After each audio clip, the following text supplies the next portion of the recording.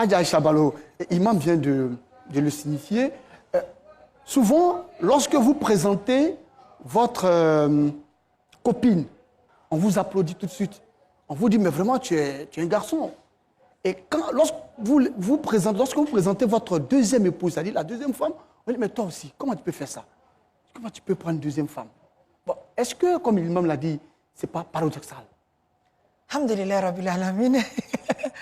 Vous savez, le shaitan, c'est une créature d'Allah subhanahu wa ta'ala. Et il est là, il est à l'assaut, il attend ceux qui ne vont pas obéir à Allah. Parce que lui, il a connu Allah. Et il sait que tout son problème aujourd'hui est venu de sa désobéissance. Donc, toi qui veux faire comme lui, tu deviens son frère, son cousin. C'est un pacte que tu signes avec lui. L'imam vient de nous éclairer. Mais ce que je vais ajouter au propos de l'imam, avant de répondre à ta question, c'est que la plupart de ce comportement de ces hommes-là viennent des femmes. Ah bon? Bien sûr. Des femmes, vous êtes une femme et vous... Je suis une femme, je dis la vérité. Je souhaite que mes sœurs me comprennent. C'est ça mon objectif. Si elles ne me comprennent pas aujourd'hui, qu'Allah leur donne une bonne compréhension. Je ne suis l'ennemi de personne. Quand un homme est traumatisé sentimentalement par son épouse, qui se dit, si tu fais rentrer une deuxième femme, suivie de chantage, je ne sais de quelle origine, le monsieur reste effrayé. Le cœur appartient à Allah, subhanahu wa ta'ala. On ne prévoit pas d'aimer. On peut aimer sa femme. Les hommes qui prétendent on ne peut pas aimer deux femmes en même temps font pire que la polygamie. Puisqu'ils ont leur épouse des échanges, les rivales de leurs épouses, ce sont des hommes. L'imam n'a pas parlé de ça, sinon il le sait. Ils ont une femme et ils ont 4 hommes dehors. Ça, les femmes sont prêtes à accepter. Ce qui fait dehors, ça ne m'intéresse pas. L'essentiel, moi, je suis assise dans mon foyer avec mes enfants tranquillement. Il y a pire. Un mari qu'on cherche dans les maquis, là, on est tranquille. Il y a des hommes qui sont amoureux de leur voiture. La femme n'est pas nourrie, elle ne mange même pas, elle ne voit pas son mari. Quand un enfant est malade, il crie sur tous les toits, il vocifère. Mais quand sa voiture en panne, il est prêt à mourir pour la réparer. Il y a des femmes qui ont des rivales, ce sont des voitures. Tous les problèmes venant de la polygamie proviennent des femmes. Même l'injustice des hommes.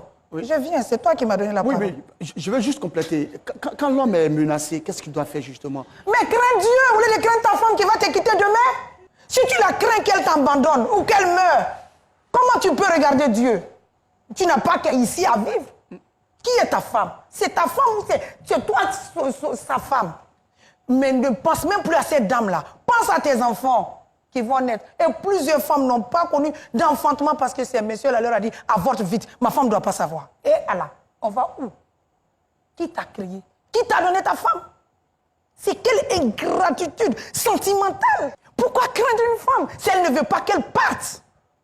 Qu'elle dise, elle n'ira même pas. Tous ces soucis viennent des femmes. Elles sont méchantes. Elles rentrent partout. Rien que pour préserver leur petit monde. Parce qu'elles sont hostiles.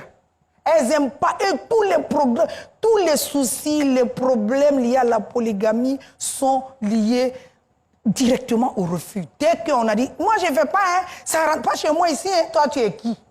Quand on te prenait, tu ressemblais à quoi?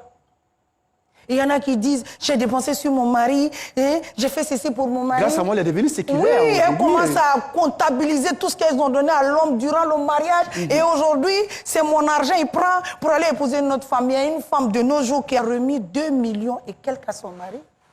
Il lui a fait croire qu'il partait à une mission, qu'il a besoin d'argent. Il lui a donné. Vous savez ce que le mari a fait? Il allait épouser une nouvelle femme.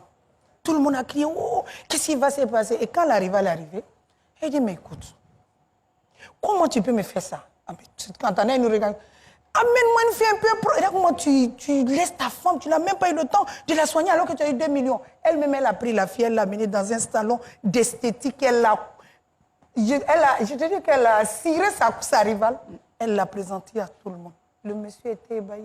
Et la pauvre fille a dit, maman, si, tante, si je savais. Elle dit, non, non, non, c'est ton droit. Viens faire tes enfants, j'ai fait mon temps. Respectons-nous. Quand les femmes vont accepter, en secret comme en public, la polygamie sera... Vraiment une très bonne chose. Et puis ces mêmes dames-là, elles sont heureuses quand leur fils se marie. Bien sûr. Hein. Et leur côté humain, qu'est-ce qu'elles en font?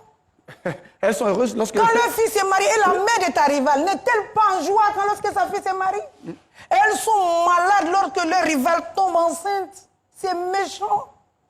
Elles-mêmes, quand elles sont enceintes, elles sont heureuses. C'est-à-dire le côté humain disparaît. Quand la polygamie vient, tout simplement parce que vous êtes guidé par Shaitan, votre ami déclaré. Vous n'avez pas refusé pour Allah, vous allez accepter pour Shaitan. Bien sûr. On ne peut rien changer à la décision d'un homme. Tout à fait. On retient tout simplement, Oui, Adja. on accepte la volonté d'Allah. Voilà. Et on reste sage. Tout à fait. Pour ne pas se faire critiquer par les femmes du quartier. Ceux à qui vous racontez, dès que vous sortez, c'est vous qui êtes dans le, au titre de leur Bien sûr. commérage. Et on retient tout simplement qu'il faut craindre Dieu. Mais bien sûr. Et c'est tout.